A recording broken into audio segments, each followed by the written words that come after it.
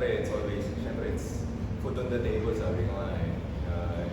Lalo na if you're 1 year, 2 year, 1 year, malaking blessing na lalo na if you sign with NLEX pa, really generous team, talagang hindi lang on and off the court. So it's, tama ka, it's added motivation for Milana and up against former team ko rin, Phoenix. Yung umpisa nga, nakakalito yung umpisa ng conference, nung dating niya, nalilito pa si JB, maski ako nalilito. Siya ko siya lalagay sa 4 o sa 3. Talagang nakakalito.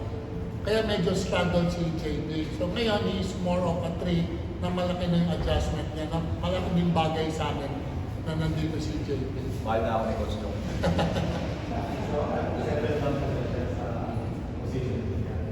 Hindi ko naman, kasi all the burden is on Robert Bowling. Every time we play, I just play off kung nilaro ni Robert, kung nilaro ni Cyrus. Everybody on the team. That's my kind of game. Gabi nagkasama ni Robert sa trailer before. Your thoughts na ito, you're going for another shot at Ayun, the usual, nagyayabang na naman. Siya na bumuhay ng career ko. Pero ano lang yun, katuwaan lang. Pero I think Robert knows me.